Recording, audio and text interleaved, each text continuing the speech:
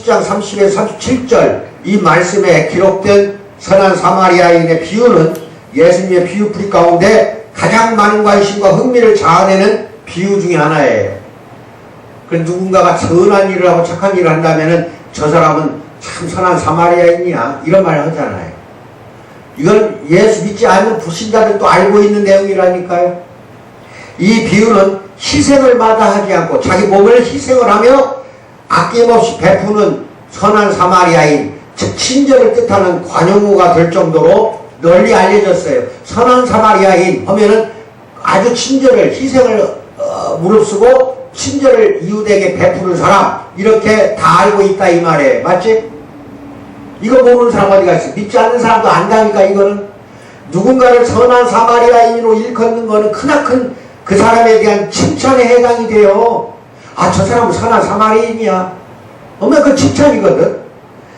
그러나 우리는 이 비유에 너무나도 익숙한 나머지 이 비유에 관해 잘 알고 있다는 착각에 빠질 가능성이 많아. 이게 문제야. 응? 많은 사람이 이 비유의 주제와 그 의미를 정확하게 이해했다고 생각하지만 실상은 대부분 이해를 못하고 있더라 이거예요. 그래서 오늘 확실하게 알려드릴 테니까 이 비유에 대한 이해를 정확히 알고 가시라는 거예요. 선한 사마리아인의 비유가 가르치는 교훈은 단지 공경에 빠진 사람을 도와주라는 권고에 머물러 있지 않다 이 말이에요. 그 이상 뛰어넘어요. 낯선 사람에게 친절을 베풀라는 것이 예수님이 가르치시고자 하는 요점이라고 생각한다면 이것은 매우 단순한 생각이에요. 응? 예수님이 이 비유를 가르치신 이유는 모든 사람이 하나님의 율법이 실제로 요구하는 기준에 못 미친다는 것을 생생하게 보여주기 위한 것이 이 이야기의 핵심 포인트예요. 모든 율법은 잘 들어요. 하나님이 요구하는 그 기준에 못 미친다는 겁니다. 이것도 그거예요. 이것도 잘 기억하세요. 예수님은 우리의 선행과 종교적인 공로가 하나님의 은혜를 얻어내기에는 충분하지 못한 이유를 설명해 주고 계셔요. 그분은 율법이 실제로 우리에게 요구하는 것을 보여주심으로써 랍비의 전통을 꼼꼼하게 지키면 영생을 얻는 데 필요한 공로를 쌓을 수 있다고 생각했던 그 당시 종교인들, 곧 성경의 어려운 부분과 정말 중요한 원리들을 교묘하게 피하고 율법의 사소한 것, 아주 자질구레한 것만 집착하면서 지나치게 까다롭게 굴렀던 그 당시 종교인들의 희망을 철저히 꺾어 놓으셨습니다. 누가복음 10장의 전후 문맥을 주의 깊게 살펴본다면 이 비유의 요점이 분명하게 드러납니다. 그 앞에 부분과 뒷부분을 잘 봐야 돼요. 그래서 간단히 말해 이 비유는 이웃의 개념을 자의적으로 그 당시 사람들 율법학자들이 인위적으로 정의함으로써 하나님의 율법을 무시해버렸어요. 무시했던 현학적인 아주 율법주의자들을 겨냥한 것이 누가복음 10장이에요. 그 첫째 교묘한 질문을 합니다. 예수님한테. 예수님은 갈릴리에서 사역하시는 동안 종교 지도자들과 그 추종자들의 심한 반대에 부딪히셨어요. 예수님은 70명의 제자들에게 갈릴리 지역의 마을들을 돌아다니며 복음을 전하라고 명령한 것이 누가복음 10장에 나옵니다. 그분은 70명의 제자들이 많은 반대에 부딪히게 될 걸 미리 아시고 누가복음 10장 10절 12절에서 이런 이야기를 합니다. 시작.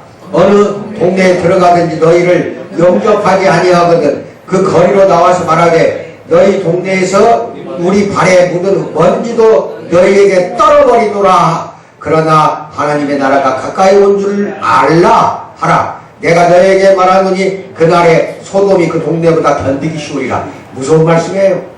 70명을 2명씩 쫙 해서 그러면 35개의 조각이야. 파괴를 시킨 거야. 복음 좀 전파하라고. 근데 가거든 어떤 동네에서는 아마 문전박대 할 것이다. 그러면 거기 가거든 뭐라고 하냐?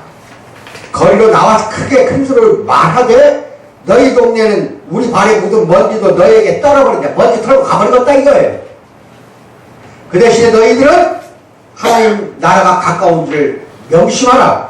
내가 너희 말한 그날에 소돔과 고모라가 네 동네보다 나을 것이다. 이렇게 무서운 말하고 나오라는 거예요. 저주를 퍼부으라는 거야 이게. 여러분도 간혹 잊혀지지만 지금도 말씀을 길거리에서 전하든 지하철이나 버스에서 전하든 그냥 냉랭한 사람 얼마나 많아요. 그 사람들한테 이렇게 하면 돼. 굳이 매달리지 마시라니까. 어차피 하나님이 버린 사람은 버린 사람이에요. 일단은 여러분은 말씀으로 찔르는 게 우리 책임이에요. 말씀을 선포하는 건 우리 책임이라니까. 했을 때 그 사람이 듣지 않는 거는 더 이상 이야기할 이유가 어딨어. 발이 묻은 먼지 그냥 털어버리고 그냥 가버리라니까. 뭔 말인지 알아요? 무서운 말씀이야 이거는. 그러고 나서 예수님은 초기 갈릴리 사역을 통해 이미 많은 가르침을 베푸셨던 마을 3군데를 구체적으로 언급하면서 저주를 선포했어요. 그곳은 오늘날 고라신과 벳세다 그리고 대다수 제자들의 고향 마을이었던 가버나움이에요. 누가복음 10장에 보면 나옵니다. 이 3군데를 저주하는 거야. 그 예수님이 가장 엄한 말씀 가운데 하나가 이거예요. 그 중에 가버나움은 저주받았잖아 2000년 전에. 그렇지? 지금도 번창을 못해요. 도무더기만 있어 마을 자체가 없어져 버렸다니까. 예수님이 저주한 데는 다 그렇게 돼요. 2000년 지났는데도 지금도. 그런 예언적인 저주는 이미 예수님께 대한 악감을 품고 있던 종교 지도자들의 분노만 더욱 자극을 하는 거야. 그렇지? 자꾸 더 분노를 일으키게 만들어 예수님이. 그 무렵에 한 율법교사 즉 적대적인 종교 지도자 가운데 한 사람이 나서가지고 예수님을 당황하게 만들거나 올가맬 빌미를 찾을 요량으로 영생에 대한 질문을 제기하는 거예요. 예수님께 영생을 물어보는 거예요. 누가복음에서 누가는 당시의 일을 이렇게 기록합니다. 어떤 율법 교사가 일어나서 예수를 시험하여 이르되 선생님 내가 무엇을 하여야 영생을 얻으리이까. 누가복음 10장 25절에 이렇게 예수님한테 노골적으로 질문하는 거예요. 내가 무엇을 해야 영생을 얻냐 이거야. 행위를 통해서 영생 얻으려고 하는 게 이 당시 율법학자들이었어요. 자기들이 율법을 제대로 지키고 열심히 노력하면은 자기들은 영생을 얻는 줄 알았다 이 말이야. 하지만 속으로 그렇게 알면서도 늘 율법을 못 지켰다는 걸 양심이 있는 그들도 알고 있을 거 아니냐 이 말이야. 그럼 나는 율법을 그 날마다 못 지켰으니 영생을 이제는 얻지 못한 거 아니냐 걱정되고 염려가 되니까 물어본 것도 있지만 거꾸로 예수님을 시험하려고 했던 거예요. 예수님을 자기들은 선한 행위를 통해서 율법을 통해서 준수하면 영생을 얻는다는 거 알고 있는데 예수님을 갖다 올가매려고 물어보는 거예요. 일부러 정직한 태도는 아니지. 그것은 명확한 대답을 제시하기 어려울 것으로 보이는 도덕적인 난제와 역설을 제기함으로써 예수님을 올가매거나 당황하게 만들기 위한 시험이요 도전이요 침략이고 음모가 포함된 거예요. 정당한 질문이 아니라는 거예요. 그것은 율법 교사가 묻기로 계획했던 질문 가운데 첫 번째 이제 이 질문을 하는 거예요.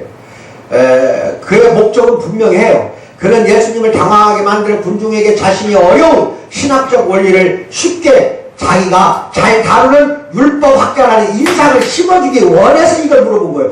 나는 그 많이 알고 있는데 너는 어떻게 알고 있냐. 이 약올리는 거라니까 이게. 예수여 무엇을 해야만이 내가 영생을 얻으리까 물어보면 나는 알고 있다. 나는 너무나 잘 알고 있다. 그래 너는 뭐라고 하냐. 이게 위선이야. 잘 기억해야 돼 지금. 이 심각한 질문이에요. 율법학자의 악한 의도에도 불구하고 그 율법학자가 제기한 첫 번째 질문은 아주 훌륭한 거예요. 사실 그것은 지금까지 제기되거나 대답한 질문 가운데 가장 중요한 질문에 해당합니다. 예수께 찾아와 그분의 가르침을 듣기 원하는 사람들은 마음속으로 종종 영생을 어떻게 얻느냐 이거에 대한 궁금을 항상 가지고 있었다는 거예요. 한밤중에 은밀히 예수님을 찾아온 니고데모도 그 질문에 대한 대답을 알고 싶어한 게 요한복음 3장에 나오며 젊은 부자 간원이 똑같은 질문을 한 적이 있었어. 마태복음 19장에 사람들은 예수님께 이 질문을 자주 했어요. 이 질문은 복음서 여러 곳에 나타납니다. 구약 성경은 하나님의 약속이 온전히 성취되어 참 신자들이 그분의 임재 앞에서 영생을 누리며 영원히 살게 될 나라를 약속을 했습니다. 예수님도 영생에 관해 종종 말씀했습니다. 그 이유는 그것이 복음의 핵심적인 약속입니다. 영생은 기독교에서도 가장 핵심적인 원리 중에 하나예요. 여러분 영생 얻기를 원하잖아요. 요한복음 3장 16절이 그래서 거기에 그게 가장 여러분이 잘 알고 있는 명구절이에요. 읽어봐. 시작. 하나님이 세상을 이처럼 사랑하사 독생자를 주셨으니 이는 그를 믿는 자마다 멸망하지 않고 무엇을 얻게 하겠나? 영생을 얻게 하려고 한다고 그러잖아요. 이 영생은 아주 핵심적인 거예요. 이런 말씀대로 예수님은 영생의 복음을 선포하기 위해서 세상에 오신 것은 사실이에요.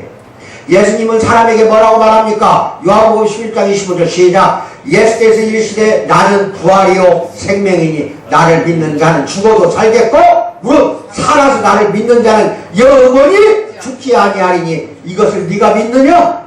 하고 예수님이 또 물어보는 게 나와요. 이제 알겠죠?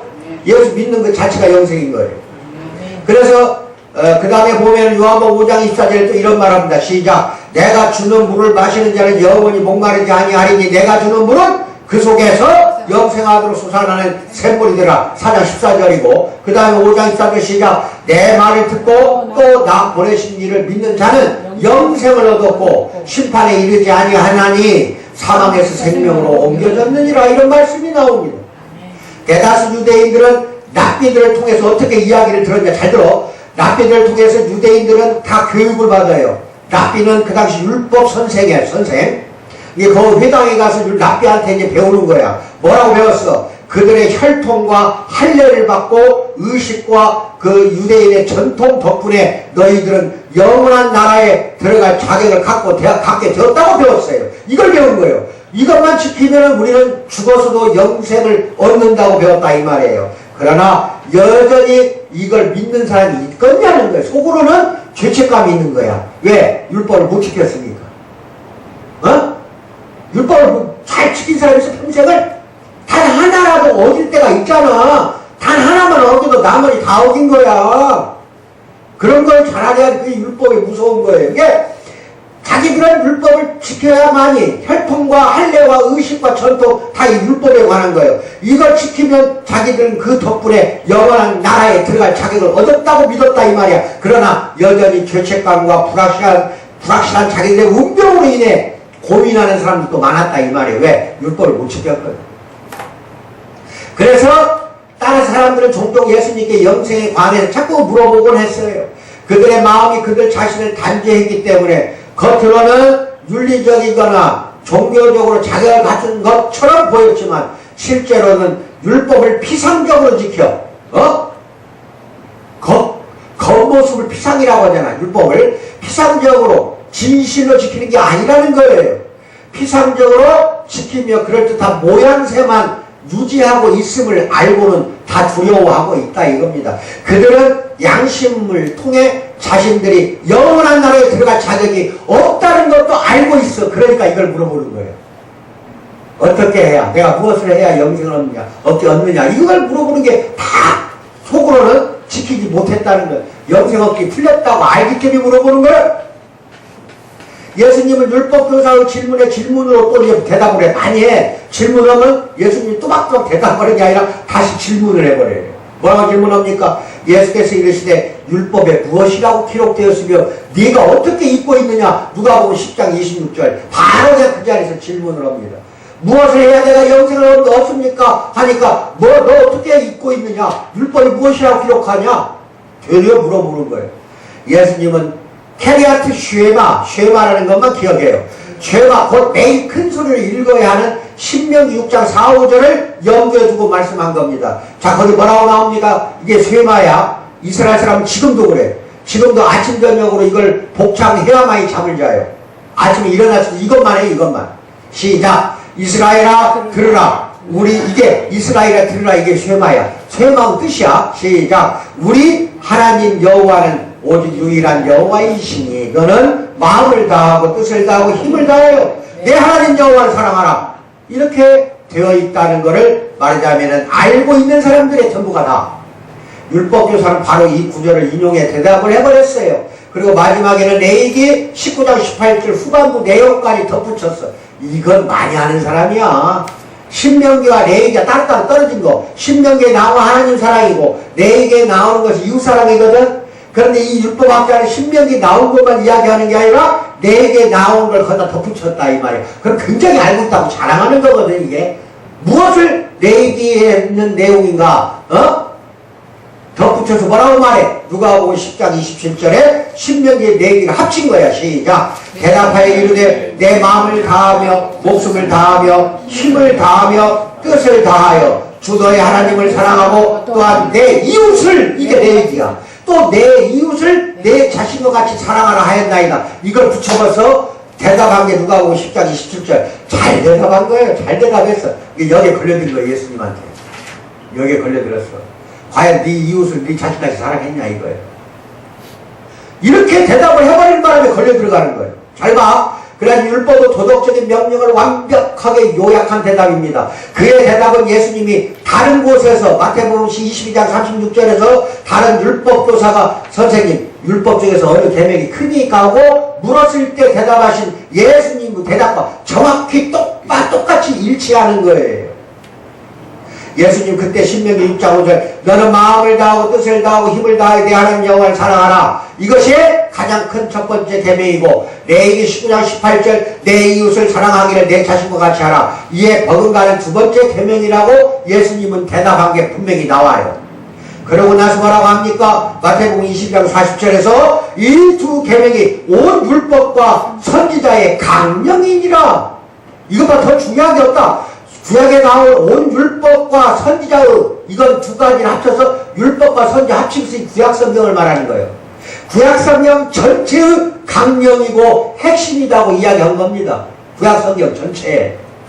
앞에서 언급한 대로 십계명은 이제 십계명도 거기 나오죠. 두 가지 범주로 나눕니다. 첫 번째 계명에서 네 번째 계명까지는 하나님을 사랑하고 공경하라는 것에 관한 계명을 다루고 다섯 번째 계명에서 열 번째 계명까지는 이웃을 사랑하는 것에 관한 계명을 다루는 게 십계명이에요. 이게 십계명도 10개나 되지만 알고 보면 십계명 4절까지는 하나님 사랑, 나머지 5계명의 십계명까지는 이웃사랑인 거야. 다 합쳐서 그 두 가지밖에 없는 거야, 율법은. 따라서 율법의 도덕적인 내용은 모두 이 간단한 두 개의 계명으로 요약이 됩니다. 누가복음 10장은 율법교사도 율법의 핵심이 온 마음을 다해 하나님을 사랑하고 이웃을 내 몸과 같이 사랑하는 데 있다는 것을 옳게 다 이해하고 있었어. 왜? 율법학자가 먼저 이야기를 했으니까. 자기 입으로 이걸 대답한 거야. 이게 옳게 알았지. 옳게 알았는데 과연 그걸 지켜내는 거예요. 이게 선한 사마리아인의 비유다 이 말이에요. 잘 들어야 돼. 이 두 가지 일을 완벽하게 해낸다면 다른 규칙은 더 이상 필요가 없다. 다른 모든 계명, 곧 모세 언약에 속한 도덕적인 계명은 하나님을 사랑하고 이웃을 사랑하는 것에 다 포함된 내용을 세부적으로 613개나 되는 것을 나누어서 설명한 거 보죠. 613개의 계명이 합쳐지면 하나님 사랑 뭐예요? 이웃 사랑이다. 이 두 가지밖에 없다는 거예요. 근데 이 두 가지도 지켜내는 거예요. 무서운 말씀을 잘 들어야 돼. 예수님은 율법 교사에게 내 대답이 옳도다. 누가복음 10장 28절에서 말씀하신 다음에 일을 행하라. 그러면 살리라. 일을 행하라. 그러면 살리라. 뭐 말이야? 너희들은 행하지도 못한다 이거예요. 행하기만 하면 살아나. 이게 영생이야. 그런데 그걸 행한 사람이 있냐는 거예요. 그래서 너희들은 영생권이 없는 놈들이다는 거야. 그럼 영생은 어떻게 되느냐? 하나님이 즉 성부 하나님이 예수 성자 예수 그리스도를 믿는 믿음 안에서 하나님이 은혜로 그냥 주는 게 영생이다 이 말이. 왜? 못 지키니까. 그래서 예수님이 십자가에 못 박혀버린 거 아니야. 잘 들어야 됩니다. 그래서 이것은 영생을 원하느냐? 그렇다면 율법에 복종하라 이 뜻이에요. 근데 100% 복종한 사람이 있냐는 겁니다. 이 말씀은 젊은 부자 관원에게 하신 예수님의 대답을 다시 한번 떠오르게 한다 이 말이에요. 이것은 복음이 아닌 율법입니다. 방금 이야기가 하나님 사랑하라 이웃 사랑하라 이건 율법이야. 복음이 아니에요. 성경은 다른 곳에서 뭐라고 나옵니까? 로마서 3장 20절 시작. 율법의 행위로 그의 앞에 의롭다 하심을 얻을 육체가 있어 없어? 빨리 말해봐. 예수님 앞에서 의롭다 하심을 얻을 육체 있어 없어? 없습니다. 율법으로는 단지 율법으로는 자기 죄를 깨달을 것뿐이야. 이것들이 다 깨닫고 알고 있어. 겉으로는 그럴듯하게 위선으로 포장했지만 이 율법학자들은 전부 속으로는 발발 떨고 있는 거예요. 왜? 책임이 없었거든요. 자기 스스로가 못 지켰다는 걸 알고 영생을 어떻게 해야, 또 무엇을 해야만이 얻게 됩니까? 이렇게 물어본 거예요. 그러니까 예수님이 꼬치꼬치 질문, 여기까지 끌고 오는 거예요. 지금까지 끌고 온 거야. 사실 예수님은 대답은 언뜻 보기에 복음의 핵심 진리가 모순되는 것처럼 들립니다. 갈라디아서 2장 16절 같이 읽어 시작. 사람이 의롭게 되는 건 율법의 행위로 말미암음이 아니요 오직 예수 그리스도를 믿음으로 말미암는 줄 알므로 우리도 그리스도 예수를 믿나니 이는 우리가 율법의 행위로서가 아니라 그리스도를 믿음으로써 의롭다함을 얻으려 함이라. 율법의 행위로는 의롭다고 얻을 수가 없어. 죄만 깨닫게 되는 거예요. 죄만. 이게 율법이 있는 이유가 뭐예요? 죄를 깨닫게 하기 위해서 있는 거예요. 율법의 행위로서는 의롭다함을 얻을 육체가 없다 하고 사도 바울이 갈라디아서 2장 16절에서 이야기합니다. 그러다 도대체 어떻게 됩니까? 왜 예수님은 율법 교사에게 복음이 아니 자꾸 지금 율법을 가르치고 있을까요? 지금 이게 다 율법을 가르치는 거예요. 예수님이. 두 번째는 이 율법학자나 제사장들 이 완악한 마음, 이것을 위한 이제 이유가 나옵니다. 이 내용이. 그래서 예수님은 단지 율법에 정통한 사람임을 자부하는 율법 교사들에게 율법의 거울을 비추어 율법이 그를 어떻게 단죄하는지를 보여주고자 하셨을 뿐이야. 율법을 거울에 비춰서 보여서 단죄하는 거야. 율법 교사가 정직한 사람이었다면 하나님을 온 마음을 다해 사랑하지 못했고 이웃을 자기의 몸같이 사랑하지 못했음을 인정하지 않을 수 없어. 이걸 깨닫게 하는 거예요. 옳도다. 너가 네 말이 옳도다. 이건 뭐야? 너는 지금까지 하나님을 온 마음을 다해 사랑했냐? 네 이웃을 내 자신과 같이 똑같이 온 마음을 다해 사랑했냐? 그렇지 못했다는 거 인정하지 않을 수 없을 것이다 이거요. 오히려 질문해갖고 예수님을 당황하게 만들고 올가매려고 질문했던 것이 지가 이렇게 당해버리는 거예요. 지가 당하고 있는 거예요 지금. 하나님의 율법 연구에 깊이 심취한 그는, 율법학자들은 율법의 가르침을 통해 깨달음을 얻었어야 마땅했어요. 이것을 직접 깨달았어요. 예수님이 지적하기 전에.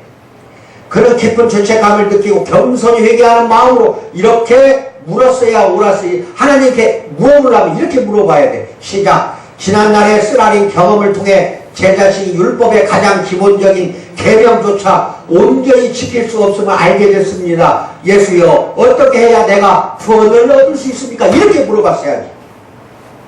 당돌하게 무엇을 해야 내가 영생을 얻으니까 6다이스로 왔지. 이렇게 물어봤어야 기본적인 질문이야. 자기가 인정을 하지 않아. 인정을. 그는 스스로를 의롭게 여기는 자부심으로 자기 양심의 가책을 꾹꾹꾹꾹 짓눌러버리고, 양심의 가책을 누르는 거 뭐예요? 자기가 의롭다는 거야. 끝까지. 그러잖아요 여러분도. 남편이 부인을 뭐라고 하면 지가 끝까지 앙알거리게 하고 다리고 덤벼들고 지랄 방정을 갖더라. 왜? 지가 의롭다는 거지. 자기가 잘했다는 거지. 또 아이들 키우는 부모들 알 거 아니야. 아이들 뭐라고 하면 끝까지 부모한테 덤벼들고 대들고 지랄하고 앉았어. 잘못한 걸 지적하니까 지가 의롭다고 덤벼드는 거잖아. 율법 학자들이 다 그랬다 이 말이에요. 누가복음 10장 29절에서 뭐라고 합니까? 그 사람이 자기를 옳게 보이려고, 율법학자가 자기를 옳게 보이려고 예수께 여짜오되 그러면 내 이웃이 누구이니까 줄쳐? 이게 핵심 포인트야. 그러면 내 이웃이 누굽니까? 하고 물어봐. 이것도 잘못돼버려요. 단단히 걸려드는 거야 이제 예수님한테. 그러면 내 이웃이 누굽니까? 지가 알고 있을 거 아니야. 알고 있는 놈이 내 이웃이 누구냐고 그래? 알고 있으면서 이렇게 물어보는 거예요 이거. 그러니까 예수님한테 또 걸려들어버린 거예요. 그는 스스로가 의롭지 않다는 것을 알면서도 사람들 앞에 자기를 의롭게 보이고 싶어 합니다. 그는 체면을 유지하고 싶어서 체면을. 이것이 예수님을 적대시했던 율법 교사들과 바리새인들을 비롯해서 스스로를 의롭게 여기는 종교인들 문제가 바로 여가 있는 거예요. 그러면 이웃이, 내 이웃이 누구입니까? 여러분한테 어떻게 물어봐야 돼 이것도. 이거 잘못된 거예요. 그러면 내 이웃이 누굽니까? 하고 물어봐야 돼. 내가 누구의 이웃입니까? 하고 물어봐야 돼. 빨리 말해봐. 내가 누구야? 아빠 대답해봐. 잘못 물어봤잖아. 내 이웃이 누굽니까? 왜 이렇게 물어봐? 이거 큰일 날 물음이야. 내가 누구의 이웃입니까? 이거는요, 지가 잘났다는 소리야. 내 이웃이 없더라는 소리야. 내 이웃이 없다. 이건 잘못된 거예요. 어떻게 물어봐야 돼? 나는 누구의 이웃입니까? 이렇게 물어봐야 할 거 아니야. 내가 누구의 이웃이냐고 물어봐야 할 거 아니야. 내가 누구의 이웃일까? 자신한테 물어봐, 자신한테. 이게 오늘 선한 사마리아인의 비유예요. 그들은 자기를 의롭다고 알고 다른 사람들을 멸시했습니다. 예수님은 그런 바리새인들의 종교를 가차없이 비판했고, 그분은 그들에게 누가복음 10장, 16장, 15절에서 뭐라고 말합니까? 시작. 예수께서 이르시되 너희는 사람 앞에 스스로 옳다 하는 자들이다. 사람 앞에 스스로 옳다고 그래. 너희 마음을 하나님께서 아시나니 사람 중에 높임을 받는 그것은 하나님 앞에서 미움을 받는다 그랬어요. 이제 알았어? 높임 받는 거 하나님이 미워하는 거라니까? 바울 사도의 표현을 빌려 말하자면 그들은 하나님의 의를 모르고 자기 의를 세우려고 힘써 하나님의 의에 복종하지 아니하였다. 로마서 10장 3절에서 이야기하잖아요. 본문의 율법교사도 하나님이 자신을 어떻게 생각하시는지 알고 하지 않은, 하나님이 나를 어떻게 생각하는가는 생각도 하지 않은, 오로지 다른 사람들 앞에 자기 자신을 선해 보이게, 의롭게 보이게 하려고만 애썼다 이 말이에요. 여러분도 나도 그건 조심해야 돼. 그는 예수님의 대답을 듣고 마땅히 물어야 할 질문을 던지지는 않고 엉뚱하게도 뭐라고 그래서 마지막에 가서 누가복음 10장 29절 마지막, 그러면 내 이웃이 누굽니까? 하고 이렇게 물어보는 데 어디가 있어? 몰라서 물어? 몰라서 물어? 마치 마누라가 남편한테 대들면서 당신 내 남편이에요? 내 남편이 어디 있어요? 이러라는 거야 이거. 똑같은 질문이야 이게.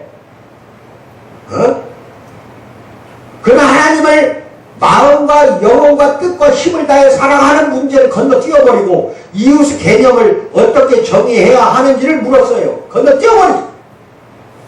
그 이유는 예수님이 다른 곳에서 말씀하신 대로 내 이웃을 사랑하고 내 원수를 미워하라 는 것이 레위기 19장 18절 이웃사랑을 내 자신과 같이 사랑하라에 대한 랍비들의 전통적인 해석이었기 때문에 그렇다 이 말이야.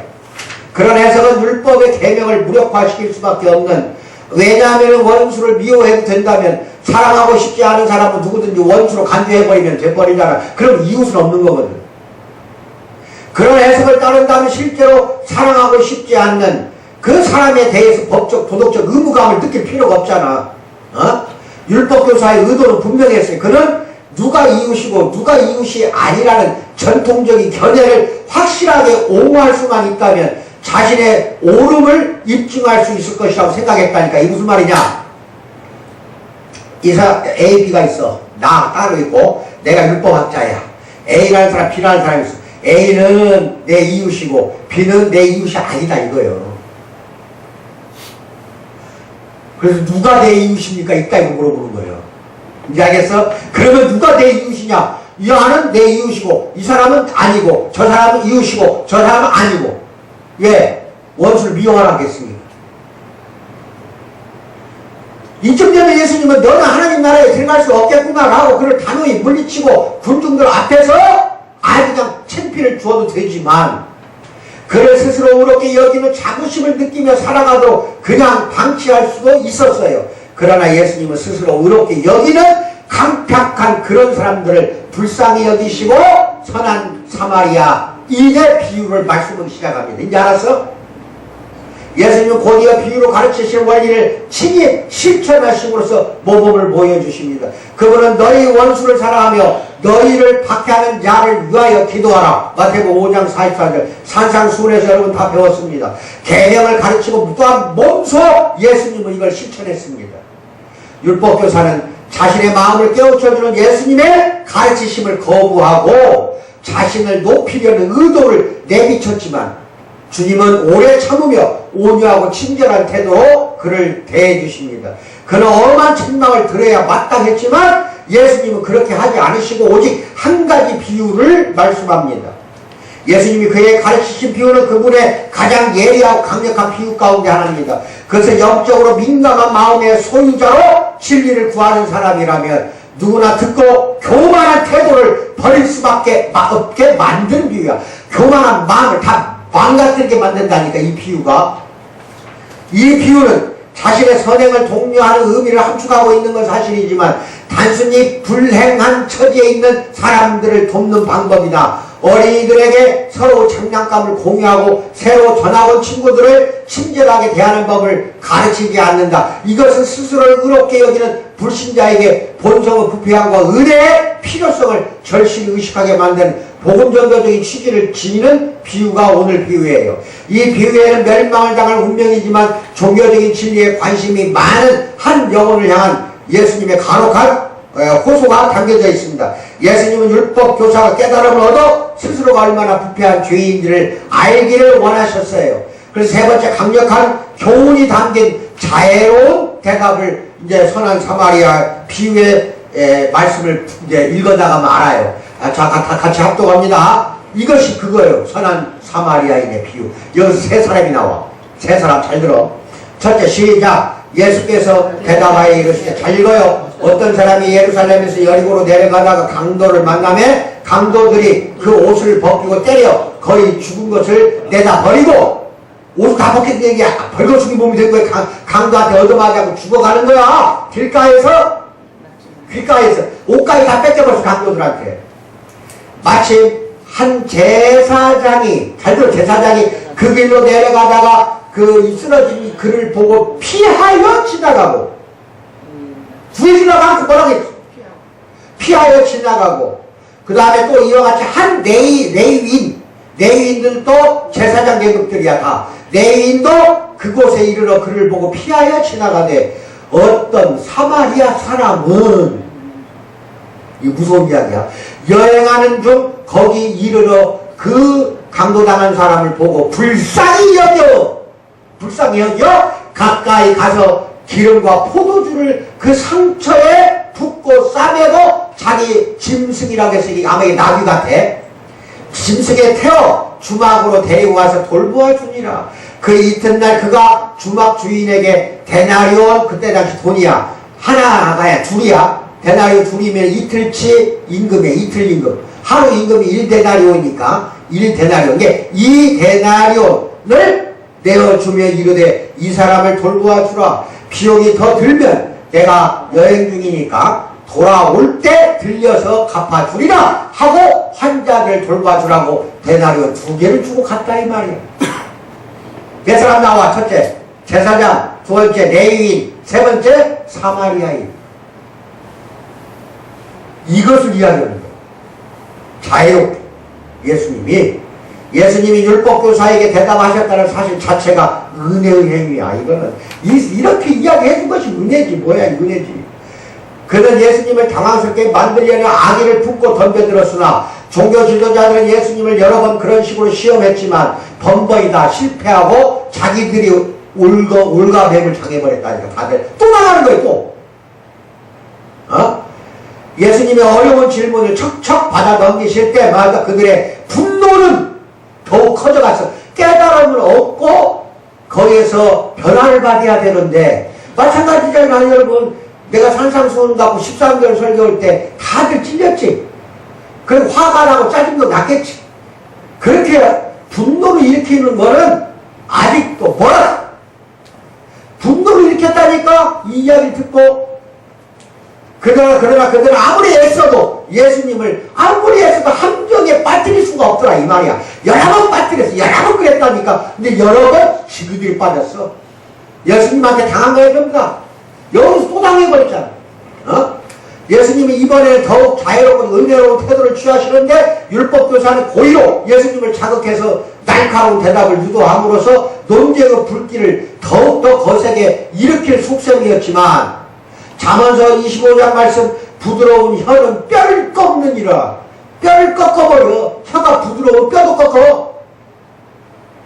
이런 말씀 그대로 이 자애로운 대답을 통해서 이루어지더라 이겁니다. 예수님은 비유를 사실처럼 말씀하지 않았어요. 그것은 말 그대로 비유입니다. 곧 율법 교사와 우리의 마음속에 깊이 새겨주고 싶으셨던 가르침을 쉽게 잊히지 않을 방식으로 극화를 시켜요. 마치 연극처럼 그렇게 해서 이야기를 해주었습니다. 그래서 예수님의 비유가 대부분 그렇듯이 이 비유도 한 가지 단순한 교훈을 가르칩니다. 비유 속에 세세한 내용이 많이 등장하지만 모두 다 부차적인 의미를 지닌 것일 뿐 한 가지 핵심적인 교훈만이 가장 중요해. 우리는 이 교훈에 지금부터 초점을 맞춰야 됩니다. 아시겠습니까? 네 번째, 위험한 길과 강도들의 습격입니다. 이 비유는 매우 위험한 길을 여행하는 내용에서부터 시작됩니다. 이거 잘 알아들어. 이제 배경을 내가 설명해 줄 테니까. 예루살렘에서 여리고로 내려간다고. 여리고로. 이 길은 실제로 지금까지 존재해요. 지금도. 그래서 예루살렘, 이게 이스라엘 방문하는 사람들은 지금도 예수님 당시에 사람들이 여행했던 길과 똑같은 길을 여행할 수 있다고 합니다. 예루살렘에서 여리고로 내려가는 길은 고도 차이가 예루살렘 높은 데 있어. 그리고 여리고로 낮은 데가 있어. 약 1200m예요. 그 쭉 내려가면 1200m를 계속 내려가는 길이라 이 말이야. 길이는 27km, 약 6, 60리야. 60리 길을 말하자면은 매우 거친 광야에 펼쳐진 황량한 산길을 따라 꾸물꾸물 이어지는 길이야. 얼마나 험악해? 길 도중에는 갓길 아래로 높이가 거의 100m에 달하는 급경사 절벽이 형성되어 있는 곳도 더러 눈에 띄고 있고, 길 옆으로는 동굴과 거대한 암석이 줄지어 있어서 강도들이 숨기에 딱 좋은 은신처를 제공하는 길이야. 강도들을 여기 사람도 잘 알아. 무서워서.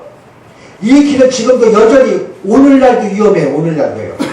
예수님의 비유에서도 그런 곳에는 흔히 일어날 수 있는 일이 일어나버린 거야. 강도 습격은. 혼자서 여행하는 한 남자가 강도들을 습격을 당했다. 그들은 특히 사나운 자들이었다. 그들은 그의 소유를 빼앗는 것으로 만족하지 않고 그는 다 벌써 벗겨버렸어. 빨간 벗겨버린 거라니까. 옷까지 다 훔쳐가버렸어. 옷을. 그래가지고 죽으러 패가지고 거의 다 신음하며 쓰러져 죽어가고 있어. 벌거숭이. 그들은 그의 주머니를 털어 그가 가진 모든 것을 빼앗고 그를 심하게 두들겨 팬 뒤 죽으라고 놔둔 채 떠나버렸어. 그런 황량한 길 위에 치명상을 입은 채 죽어가고 있는 거라니까. 전리가 있어 사람들이 예루살렘을 왕래할 때는 그 길에 여행자들이 많아요. 많지만 그러나 다른 때, 특히 한낮에 열기가 뜨거운 여름철이나 심한 바람과 추위가 기승을 부리는 겨울철에는 그 길을 지나는 여행자들이 굉장히 드물어. 그 길에는 집도 쉬어갈 수 있는 휴식처도 거의 없었어요. 특히 혼자서 여행하기에는 결코 여기는 적합한 길이 아니라 굉장히 무서운 길이라니까. 위험하고. 서로 도움의 손길이 있더라도 오랜 시간을 기다릴 수밖에 없는 데라니까. 여기는 오늘날도 그래요. 그를 발견하거나 도와줄 사람이 나타날 것이라는 보장도 전혀 없는 길이야. 여기에 다섯 번째, 제사장과 레위인이 나타납니다. 비유의 극적인 시점에서 예수님은 약간의 희망을 내비치시는 듯 보였어요. 마침내 한 제사장이 그 길을 내려가다가, 이 이야기 들었을 때 어떤 느낌이 들어? 그 길을 내려가다가 그 강도 만난 자를 봤단 말이야. 아, 이제는 살아나갔다 저 강도는. 이렇게 생각할 수도 있잖냐 이거야. 한 제사장이 가니까. 언제 생각하면 참으로 좋은 소식인 것처럼 들려요. 성전에서 제사장들이 백성들을 위해 희생 제사를 드리는 그들의 화신을 신령한 하나님의 종이잖아. 제사장은. 그러니까 꼭 구해줄 것이라고 생각할 거 아니냐 이 말이야. 이쯤 되면은 듣는 사람들 입장에서는 아이고 제사장이 나타났네, 도와줄 거야 아마, 이렇게 생각할 수 있잖아. 그런 가장 훌륭한 인간을 상징합니다. 백성들의 제사장은 모세 율법에 아주 정통을 했어. 그는 뭐라고? 내 이웃을 사랑하길 내 자신과 같이 사랑하라. 레위기 19장 18절은 물론이고 특별히 낯선 사람에게 이웃사랑의 원리를 적용하고 있는 같은 장 33절 34절의 말씀도 잘 알고 있었을 것이 분명히 왜 제사장은 율법에 정통했거든. 알았어요? 그래서 뭐라고 나와? 여기 33, 34절에 거류민이 너희 땅에 거류하여, 즉 나그네가 너희 땅에 와서 거류하여 이방인들이 함께 있거든. 너희는 그를 확대하지 말고 너희와 함께 있는 거류민을 너희 중에서 나은 자같이, 너희들이 나은 자같이 여기며 자기같이 살아가라. 이게 나와. 그런 쓰니까 듣는 사람 입장에서 제사장이 피하지 않고 그 구해줄 것이라고 듣는 사람들 예수님 말씀 그 당시 처음에 뒷부분을 읽기를 우리는 읽어버렸잖아. 우리는 뒷부분을 모르잖아. 이게 제사장이 지나가더라 하니까 아우 제사장 구해줄 것이라고. 왜? 율법 너무 잘 알고 구약을 너무 잘 알잖아. 또한 미가서 6장 8절 모르지도 않았을 거야. 뭐라고 나와? 여호와께서 내게 구하시는 건 오직 정의를 행하며 인자를 사랑하며 겸손하게 내 하나님과 함께 행하는 것이 아니냐. 이것을 또 알고 있는 제사장이야. 귀를 막고 가난한 자가 부르짖는 소리를 듣지 아니하면 자기가 부르짖을 때로 들을 자가 없으리라고 잠언 21장에서 말씀하는 그것도 그 머릿속에 제사장 머릿속에 깊이 각인되어 있었다는 게 분명하다. 사실 긍휼을 행하지 아니하는 자에게는 긍휼 없는 심판이 있으라는 야고보서 2장 13절 원리는 구약 성경의 가르침 속에 이미 포함되어 있는 거예요. 야고보서에 나온 내용도. 제사장은 출애굽기 23장 4, 5절도 분명히 알고 있었을 거예요. 뭐라고 나와? 시작. 내가 만일 내 원수 길리는 소나 나귀를 보거든 반드시 그 사람에게로 돌리치며 내가 만일 너를 미워하는 자의 나귀가 짐을 싣고 엎드러짐을 보거든 미워하는 자의 나귀도 버려두지 말고 그것을 도와 그 짐을 부르시나. 도와주라고 하잖아. 쓰러진 나귀를 일으켜주라고 하잖아. 그런데 하물며 사람이잖아. 하물며 사람이 죽어가고 있다 이 말이야. 원수 나귀가 도랑에 빠진 거 보면 그 나귀를 구해야 할 의무가 있어. 이걸 알고 있는 사람들 다 알아. 그렇다면 심각한 상황에 처한 사람을 돕는 일은 그것보다 더 큰 의무에 해당할 것이 분명하다는 것도 알고 있다 이 말이야. 그러나 희망의 불빛이 이내 사라지고 없었다. 제사장은 상처 입은 사람을 발견하고는 뭐라고 해? 누가복음 10장 31절 피하여 지나갔다. 뭐라고? 이렇게 이게 질문하는 것들한테 지금 힐난하는 거예요. 이만큼 선행이 어렵다는 거야. 이만큼 이웃사랑하기를 제대로 지킨 놈 있으면 나오라는 거예요. 평생을 이렇게 율법은 지키기가 어려운 거라는 걸 알려주는 거예요. 이게 잘 들으셔야 되니까 피하여 지나갔다. 이 구절은 그 다음 구절에 사용한 헬라어 동사 안티파레르 코마이는 성경 다른 거 한 번도 나타나지 않는 말인데 여기서 안티라는 것은 반드시 반대를 의미하는 거고 이건 능동태 동사이기 때문에 제사장이 피하여 지나갔다 됐지 의도적으로 피해서 지나갔다는 뜻이야. 이게 그냥 피해서 지나간 게 아니라 봤어. 시체를 죽어가는 시체가 아니라 사람 죽어가는 사람을 보고 그냥 들려보지도 않고 의도적으로 본체만 차고 다른 길로 가버렸다 이 말이야. 이게 그 뜻이야. 이게 의도적으로 길 맞은편으로 발길을 옮겨 피해갔다는 의미를 갖고 있어요. 그는 상처 입은 여행자를 피하기 위해 일부러 가던 방향을 다른 곳으로 틀어 돌려 공경에 처한 그를 외면하고 말았던 겁니다. 그 제사장 공경에 처한 사람들을 동정하는 마음이 조금도 없어. 그렇게밖에 달리 말할 도리가 없어요. 예수님은 율법교사의 질문이 잘못되었음을 보여주셨습니다. 그는 내 이웃이 누구이니까? 내 이웃이 누구이니까? 라고 물었어요. 율법학자가. 그래서 올바른 질문이 아니었다는 겁니다. 그거 보고 그냥 가버리잖아. 그 이웃인데. 맞아 안 맞아? 내 이웃이 누구냐라는 것은 A는 내 이웃, B는 원수, A는 미워하는 놈, B는 C는 D는 또 내 이웃. 이런 식이야. 이런 식. 내 이웃이 누구이니까? 아이고 잘난 척하고 물어보고 앉았어. 그런 놈이 피해서 가버렸어 그냥. 예수님은 비유를 통해 그에게 의로운 동정심을 편협하지 않다는 사실을 일깨워주는 겁니다. 고통당하는 자들 가운데서 도움을 받을 자격이 있는 사람이 누군지를 따져서도 곤란하잖아. 강도만 낳고 죽어간다고 해서 이웃이 아니냐? 그것도 내 이웃이잖아. 따지지 말라는 거예요. 가장 큰 두 번째 계명이 요구하는 의무는 우리의 이웃이 누구냐라는 물음으로 제한 넣으면 안 돼. 이웃사랑의 의무는 제한이 없습니다. 아멘을 받아요. 참된 사랑은 낯선 자와 이방인까지 심지어 소와 나귀까지도 이웃으로 대하라고 요구합니다. 가장 큰 두 번째 계명의 온전한 의미는 예수님이 마태복음 5장 40까지 강조하신 원리를 통해 분명하게 드러납니다. 우리는 심지어 원수들까지도 사랑해야 됩니다. 그들도 우리의 이웃이기 때문에 우리는 그들을 축복하고 그들에게 선을 베풀고 그들을 위해 기도해야 할 의무가 있습니다. 이웃에는 제한이 없어, 제한이. 원수도 내 이웃에 들어간다는 겁니다. 이제 알았어요? 대답도 하나도 안 해. 아멘. 다른 제사장들이 비유에 등장하는 무정한 제사장과 모두 똑같다고 단정할 필요는 없습니다. 물론 예수님 당시에 동정심이 없었던 제사장들과 종교 지도자들이 많았던 건 사실이에요. 그러나 그것은 비유의 요점이 아니에요. 그것이 요점이 아니에요. 비유에 등장하는 제사장은 성경을 잘 알고 율법의 의무에 정통한 사람, 곧 당연히 도움을 베풀 것으로 기대되는 사람을 나타내는 겁니다.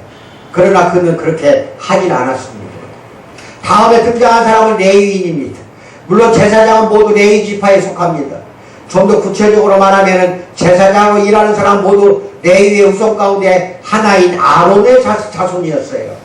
이게 레위야. 모세도 레위 지파야. 모세도 이게 레위인이고 모세의 형 아론도 레위인이야. 레위 지파. 아론의 계열만 제사장을 할 수가 있어.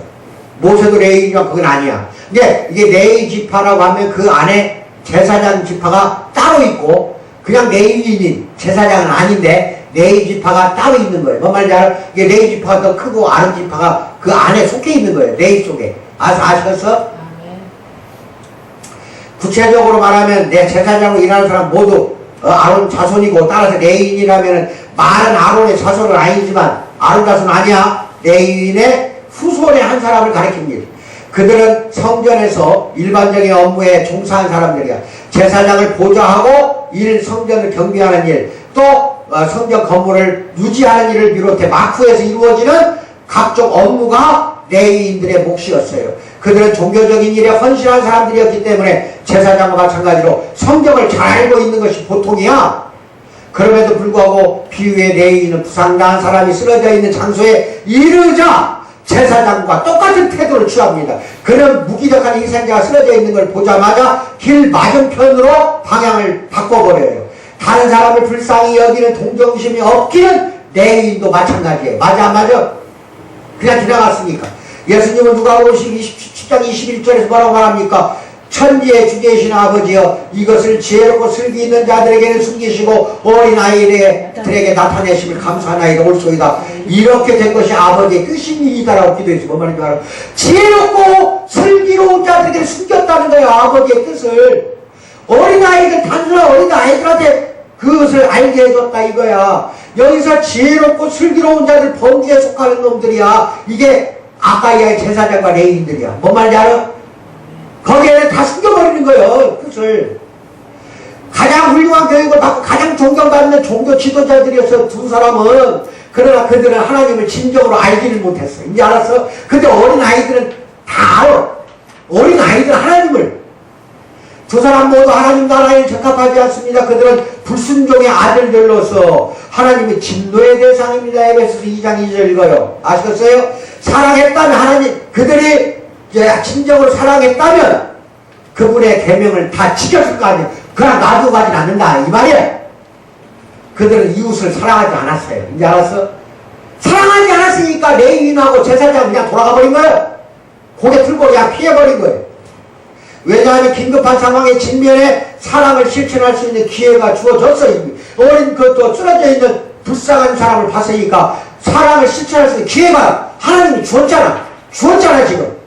근데 주놈은 다 그냥 피해고 가버렸잖아. 거부했잖아. 그들은 의식법을 지키고 성전에서 일평생 일했지만 진정한 미덕을, 아름다운 미덕을 조금도 갖추지 못한 종교적인 위선자의 전형이었다 이거예요. 아까 마스카드에서 말한 위선자다 이 말이에요. 사람들은 때로 선한 사마리아인의 비유에 나오는 제사장과 레위인을 비인간적인 본보기로 언급하며 도덕적인 우월감을 느껴. 이 이야기 들으면 아유 나는 이렇게 안 해. 아유 저는 못난 놈들. 아유 저 나쁜 놈들. 이렇게 생각할 거 아니에요 여러분들. 내 모습을 찾아 여기서 내 모습을. 그 제사장과 레위 계급에 속한 사람들에서 그 사람들이 한 행동에서 내 모습이 안 보여? 안 보이면 뭐 잘 살았네 지금까지. 사람들은 때로 선한 사마리아에게 비유에 나온 제사장과 레위를 비인간이 본보기로 언급하는데 그것은 예수님의 가르침을 잘못 이해한 거예요. 이해를 잘못했어. 물론 그 두 사람 몰인정한 태도와 일부러 못 본 척 피해간 행동은 비난받아 마땅합니다. 그러나 그들을 비난하는 것은 곧 우리 자신을 비난하는 것과 같습니다. 맞아요, 맞아요? 대답해봐요. 맞아요. 그들의 태도는 오늘날 우리가 인간의 본성 및 우리의 마음속에서 발견하는 것과 정확히 그들의 태도가 나와 일치하고 있어요. 대답도 안 해. 이제는 내 말이 어려워? 우리는 나는 이 일에 연루되기 싫어. 이 사람이나 이 사람을 때린 사람들이 내게 무슨 짓을 할지 몰라. 연루되기 싫어. 이런 식으로 생각한다니까. 국사한 사람 보면서 우리는 예수님이 책망하신 무인정한 무관심을 정당화하려 들지 말고 우리도 그들처럼 공경에 처한 사람들에 대해 무관심하고 무감각하고 무정하다는 것을 기꺼이 여러분이나 나는 인정합시다. 아멘. 맞아요. 설령 서로 공경에 처한 사람들 볼 때마다 외면하지 않았다고 한다 한들 완전함을 요구한 율법 앞에서 감히 이 의무를 충분히 잘 감당했다고 자랑할 수 있는 사람 있으면 손 들어봐요. 없어. 이것이 예수님의 선한 사마리아인의 비유를 통해 가르치고자 한 요점이 바로 그거예요. 그래서 6번째 유대인과 이제 사마리아인이 나오면 마지막 이제 이 중요해요. 잘 들어. 예수님은 비유에서 사마리아인은 전혀 뜻밖의 등장인물이야. 강도들에게 두들겨 맞고 소유를 강탈당한 사람처럼 사마리아인도 혼자서 여행하는 중이었어요. 제사장과 레위인이 지나간 지 얼마 후에 사마리아인이 현장에 도착합니다. 그리고 그는 그 전문적인 종교인과는 달리 피투성이가 된 가엾은 여행자를 보고 불쌍히 여겼다. 누가복음 10장 33절 불쌍히 여겼다 이렇게 나오잖아요. 강도에게 당한 희생자는 유대인이었어요. 그리고 이 사람은 사마리아인이야. 서로가 암단거리나 암숙이야. 사마리아 사람은 유대인은 사마리아 사람을 서로 원수같이 생각하고 있었는데 그게 쓰러진 사람은 유대인이거든. 근데 사마리아인이 봤어. 불쌍히 여겼네. 원수처럼 여기는 사람이야. 아까 레위인과 제사장은 같은 동족이야. 원수도 아니야. 근데 이 누구야? 사마리아인은 서로가 원수라니까. 서로가 원수가 쓰러져 있네. 그런데 불쌍히 여겼다 이 말이야. 원수를. 강도에게 당하는 희생자는 유대인이고 청중은 예수님이 일부러 사마리아인 등장시켰다는 걸 분명히 의식했어요. 왜냐하면 비유의 배경은 이스라엘 땅 곧 예루살렘에서 광야로 이어지는 이스라엘 땅이기 때문에 여기는 사마리아인이 올 수도 없는 땅이야. 사마리아는 유대 땅, 유대 사람들은 사마리아 땅에 들어가지 않아요. 예수님도 한 번은 사마리아 땅을 그걸 지나가지 못해서 저 요르단강 동편으로 건너갔다 다시 서편으로 돌아가고 밑으로 내려간 장면이 나오잖아. 예루살렘 갈 때. 그와 마찬가지로 사마리아도 이방인들도 그 길을 여행하는 일이 거의 없어요. 이방인들은 예수님은 청중에게 여리고로 가는 길가에서 그 고통을 당하는 유대인 여행자를 사마리아인이 도와주었다는 건 도무지 상상조차 할 수 없는 이야기를 군중들 앞에서 지금 하고 있잖아. 다 알아들어. 이렇게 하면은. 그래서 사마리아는 대개 그 길로 다니지 않으려 극도 조심했습니다. 만약 사마리아인이 그 길을 여행한다면 그것은 긴급 상황이 발생해서 어쩔 수 없을 때나 가능한 일이었어. 더욱이 유대인과 사마리아는 서로를 경멸하고 원수처럼 여겼어. 이 두 민족은 서로에게 엄청난 적대감을 품고 수세기 동안 수백 년 동안 서로를 배척을 했어요. 갈릴리로 가는 유대인 여행자들이 예루살렘에서 여리고로 가는 길을 이용했던 이유는 사마리아 지역을 통과하지 않기 위해서 여리고로 그 길을 이용하는 겁니다. 그 길을 가는 사람들 곧바로 북쪽을 향해 갈릴리로 가지 않고 동쪽으로 틀어 요단강 건너편 베레아로 경유해서 건너갔다 이 말이에요. 갈릴리로 갈 때 사마리아를 지나가는 피하기 위해 더 멀고 험한 우회로를 그렇게 가는 것이 유대인들이었어. 유대인들은 사마리아인들 도덕적으로나 종교적으로 부정하게 여겼고 사마리아인들도 분노를 느끼며 유대인들을 경멸했어요. 본래 사마리아인들은 BC 720년 아수르가 북왕국 이스라엘의 주민들을 강제로 포로로 잡아간 후에 이방인들과 결혼한 이스라엘 사람들의 후손이 사마리아인들이요. 그러니까 사마리아 땅에 있는 유대인들 남자들 다 데리고 아수르 이놈들이 유대가 북이스라엘 망할 때 이 유대인들 다 데리고 남자들이 여자 만나고 그리고 다른 지역에서 남자를 그리 갖다 집어넣어 남자를. 그래서 혼혈이 되어버린 거예요. 이게 사마리아인이. 그래서 아수르인들은 북왕국 이스라엘 정복하고 많은 이스라엘 포로 잡아가고 그 대신 이방인들을 데려다가 그곳에다가 거주시키게 만들어버리고 혼혈을 낳게 했어. 이게 사마리아예요. 그러나 유대인들은 정통 혈족이 아니기 때문에 서로 이제 원수가 되어버린 거예요. 그래서 유대인들은 예루살렘에서 예배를 드리고 성전에서 경배 드렸지만 사마리아인들은 자기들 땅에 있는 높은 산 그리심산 거기에 성전을 지어놓고 예배를 따로 드렸어. 그리고 사마리아인들도 모계 쪽은 다 유대인들이기 때문에 토라를 알아요. 율법 5경을 모세 5경에 잘 알고 있고 그렇게 또 자기들끼리 예배를 드렸다 이 말이야. 그 왕하 나중에 읽어봐요. 이스라엘 백성 대부분 포로 잡혀갖고 쭉 다 읽어봅니다. 읽어보시고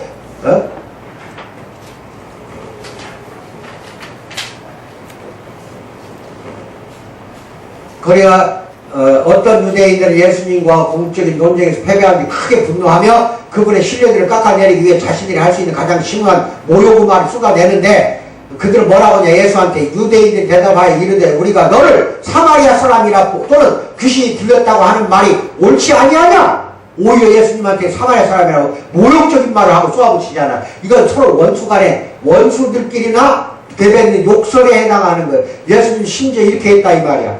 마지막 7번째 사마리아인이 베푼 사랑입니다. 사마리아인 비유의 중심에 등장합니다. 중심에 비유의 초점은 그가 사랑을 베푼 방식에 이제 집중이 됩니다. 그래가지고 어떻게 했어요? 그를 보았다고 했고 이게 특이한 점이 없어요. 대사장과 레인도 그를 다 보았지만 사랑을 베풀진 않았어요. 근데 사마리아인은 보고 사랑 베풀었어요. 그러나 이겨보이자 부정한 사람으로 간주되는 사마리아인은 동정심을 이제 느끼게 됩니다. 아시겠죠? 그래가지고 어떻게 했어요? 상처 입은 사람을 보고 마음이 움직여 안타깝고 애처롭고 불쌍한 감정을 느꼈습니다. 그는 도움과 구원을 절실히 필요로 하는 희생자의 상황을 보고 반응을 합니다. 그는 상처 입은 사람의 짐을 마치 자신의 짐처럼 짊어지고 가까이 가고 제사장과 레인이 취했던 태도와는 정반대여서 가까이 갔어. 그는 자기가 가지고 다니는 기름과 포도주 이 두 가지는 여행자들이 꼭 가지고 다녀야 돼요. 여행자들이 왜? 먹는 걸로 쓰지만 상처 났을 때 발을 치료제야 이 두 가지가. 이게 여행할 때는 꼭 필요하겠지. 그 당시 약이 없을 때는 이게 약을 무시로 한다니까 약. 그래서 기름과 포도주를 상처에 붓고 싸매 주었어요. 강도들이 값어치 있는 거 부상당한 사람을 모조리 빼앗아 갔다는 사실을 기억하세요. 그 사람은 상처를 싸매 준 것은 모두 사마리아인이 소지한 자루나 옷에서 나온 거야. 응? 포도주는 방부제 역할을 하고 기름은 진통제 역할을 합니다. 그래서 상처를 소독하고 봉의 감염을 예방하는 겁니다. 그래서 기름은 또한 상처난 조직을 진정, 그 다음 습기 제공, 부드럽게 하는 역할을 합니다. 감남유라는 기름은 당시에 완화제로 주로 사용했어요. 감남유는 피가 벗겨져 피가 흘러나온 상처에 격렬한 통증을 신속하게 가라앉히는데 올리브 기름이야. 감남유가 올리브 기름 이걸 발라줬어요. 그래서 기름과 포도주는 그럼 어디에서 난 거야 이게? 응? 도대체 장거리 여행하는 사람들이 요리할 때 쓸 기름과 염료로 사용할 포도주를 지참하고 다녔어요. 사마리아인은 자신의 물품을 직접 꺼내서 사용을 하고 포도주와 기름을 아끼려고 인색하게 굴질 않았어요. 그는 상처가 난 부위에 한두 방울 떨어뜨리거나 조금씩 찍어 바르지 않고 포도주와 기름을 희생자의 상처에 부어버렸다고. 부어서 철저히 씻어내서 철저히 소독을 하고 예수님은 사마리아인의 관대함을 얼마나 관대해. 여행할 때 꼭 필요한 걸 다 써버린 거야. 그러니까 그걸 일부러 의도적으로 강조하시는 겁니다. 그리고 나서 그를 자기 짐승에 태워 아마도 낙이나 노새였을 거야. 사마리아를 걷고 상처 입은 사람은 짐승에 실려서 갔어. 이 사마리아인을 걸어갔다니까, 환자를 오히려 싣고 가서 얼마나 그 친절한 사람 행위야. 그는 일면식도 없는 사람을 데리고 갈 때 불편을 감수하는데, 사마리아인은 그를 주막으로 데리고 가서 돌보아 준 게 나옵니다. 그는 그를 홀로 놔두지 않고 부상당한 여행자 곁에 머물렀고 그는 방을 빌려 그것을 누이고 건강을 회복하도록 같이 며칠 동안 이제 간호를 해주는 겁니다. 아시겠어요? 그는 그의 상처를 보살피고 음식과 물을 먹이고 잠을 자게 하고 위로하는 등 부상당한 사람이 필요로 하는 걸 모두 제공했어요. 그는 그날 밤 꼬박 그의 시중을 들었어요. 35절 뭐라고 나와 시작. 그 이튿날 그가 주막주인에게 데나리온 둘을 내어주며 이르되 이 사람을 돌보아주라. 비용이 더 들면 내가 돌아올 때 갚으리라 하였느니라 하고 이 데나리온 둘은 굉장히 그때 이틀치 품삯이지만 여관비로는요 엄청나게 많은 돈이야. 아셨어요? 여관비로는 그 관대한 이 처사가 여기에서 우리가 잘 기억하기 바랍니다. 하나 물어봅시다. 제사장 레위인은 그냥 갔죠. 철저히 이웃사랑 안 하는 거 안 지켰죠. 율법이야. 그게 지키기가 그렇게 힘드는 거예요. 근데 사마리아는 자기가 갖고 있던 먹어야 할, 장거리 여행에서 먹어야 할 물과 포도주까지, 그 다음에 여관까지 자기 짐승에 태워서 데리고 가고 재워주고 벌살펴주고 그 다음에 갈 때 데나리온 2개를 주면서 올 때 더 주겠다. 부족하면 그거 맡기고 잘 돌봐달라고 부탁하고 갔네. 이거 철저히 이웃사랑하기를 자신의 몸과 같이 하라는 지켜서 안 지켰어. 자신의 몸과 같이 하라고 지켜서 안 지켰어. 그럼 선한 사마리아인의 비유는 뭘까? 이웃사랑하기가 그렇게 어렵다는 그 율법 지키기가 어렵다는 걸 알으라는 거예요. 선한 사마리아인처럼 우리는 해야 돼. 당연히 도덕적으로는 이걸 지켜야 돼요. 하지만 그렇게 할 사람이 당연히 우리 길가에 쓰는 사람 보고 그냥 가잖아. 수년 전에 내가 좀 30대인가 이 서울에 올라갔을 때 응? 엄청나게 내가 꼴을 봤어요. 시내버스를 타고 가는데 팍 하고 앞에 가는 차가 치여버렸어요. 사람을. 우리 차가 아니라. 그걸 툭 저 떨어지니까 그냥 가야 되는데 저 사람 그냥 가야지. 신고하면은 경찰서 가서 내가 하루 종일 우리들이 붙잡혀 있어야 되는데 가자고 난리가 아니야. 기사한테. 그걸 보고 내가 가슴이 써늘어더라고. 근데 거기서 우리 가서 저거 빨리 신고합시다. 나라도 그렇게 이야기했어야 되는데 그걸 말을 못했다니까. 분위기에 같이 쓸려가더라 이 말이야. 그럼 나도 마찬가지 큰 죄인이다 이 말이야. 율법을 다 지켜서 안 지켜서 많이 말해봐요. 여러분도 나도 이웃사랑하게 자식의 몸같이 다 이제까지 50대 60대 70대까지 살면서 그대로 지킨 적이 있어 없어? 그때마다 단 한 번 안 지키면 다 안 지키는 거라니까. 율법이 그렇게 무서운 거예요. 그래서 우리는 자력구원을 받을 수가 없다는 게 그 말이야. 율법은 단 한 번도 안 지키면 영생을 못 얻어요. 여러분 그걸 잘 알고 해서 그래서 예수님이 우리를 위해서 오신 거야. 그래서 이제 그 다음을 봅니다. 세 번째 행간. 그의 마음은 사랑이 가득했기 때문에 길을 가다가 우연히 절실한 상황에 처한 사람을 보는 순간 자신이 할 수 있는 일은 무엇인지 다 해주었어요. 그는 사정을 묻거나 머뭇거리지 않았어요. 바꿔 말해 사마리아인 율법교사처럼 누가 내 이웃입니까? 라고 물어보진 않았어. 사마리아인은 뭐라고 했어? 그보다는 내가 누구의 이웃인가? 이렇게 생각하는 사람이었다 이 말이야. 이 사마리아인은 내가 누구의 이웃인가? 이렇게 생각한다면 지나가다 쓰러진 사람이 있으면 저 사람도 내 이웃이다 이렇게 나온다는 말이야. 내가 저 사람의 이웃이다. 이제 질문을 잘해야겠지? 누가 나의 이웃입니까? 이렇게 물어봐야 돼. 내가 누구의 이웃이냐고 물어봐야 돼. 빨리 말해봐요. 내가 누구의 좀 철학적으로만 이야기하면 생각하려고 정신이 없어. 나하고 같이 합독합니다. 내가 누구의 이웃인가? 시작. 내가 누구의 이웃인가? 한 번 더 시작. 내가 누구의 이웃인가? 그 다음 여덟 번째 무한한 사랑. 실제로 우리 모두가 이제는 다 해준 사람이 있다는 거 실제로 있어요. 바로 우리 자신이다. 이거는 우리 모두 우리 자신을 돌볼 때 하는 말이야. 나 자신한테는 다 해. 나 자신한테는. 이게 문제라는 거야. 이걸 잘 들어. 그렇지 않아?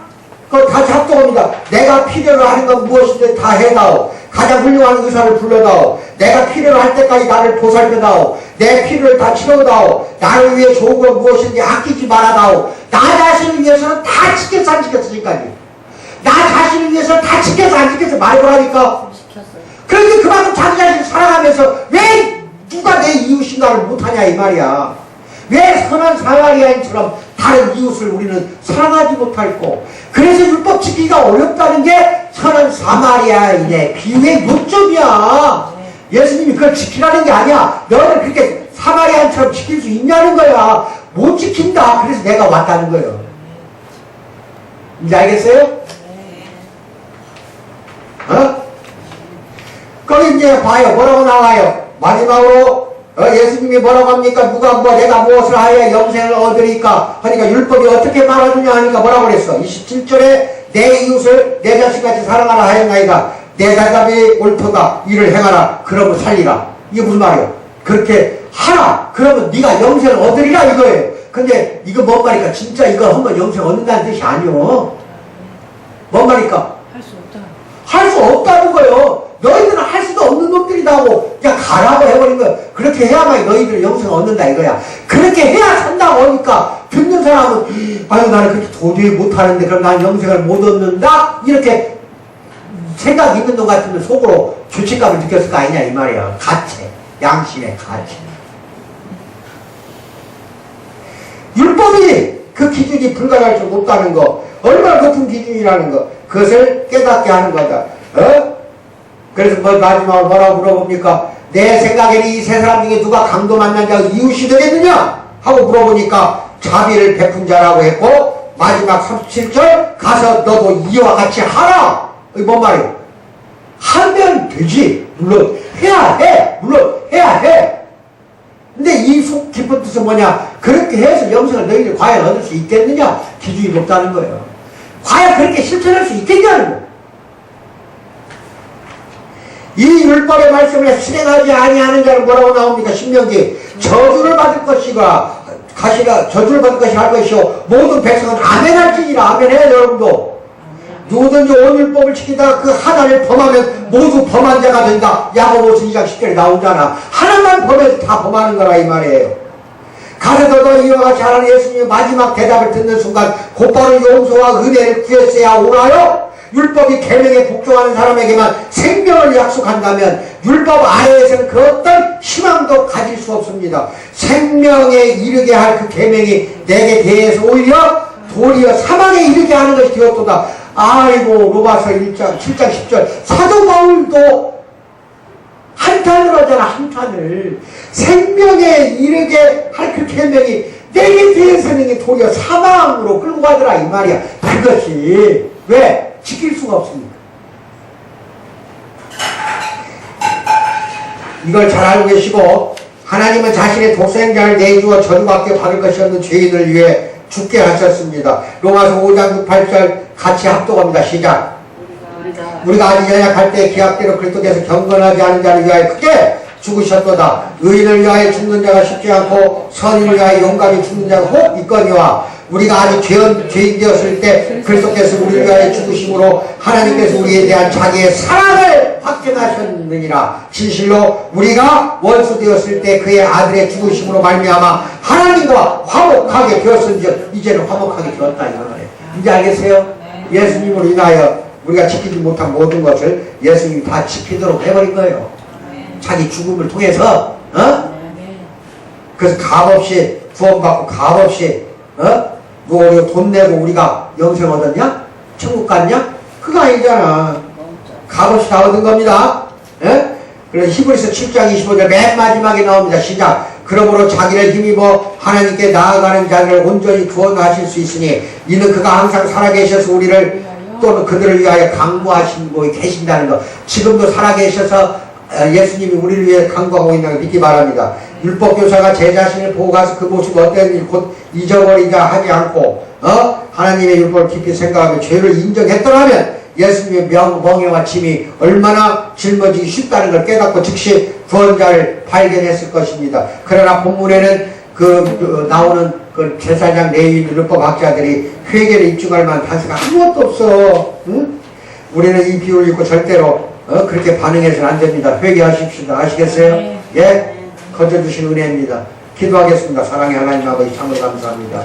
오늘 선한 사마리아인의 비유를 통하여 내가 누구의 이웃이라는 걸 깨닫게 해주신 은혜 감사합니다.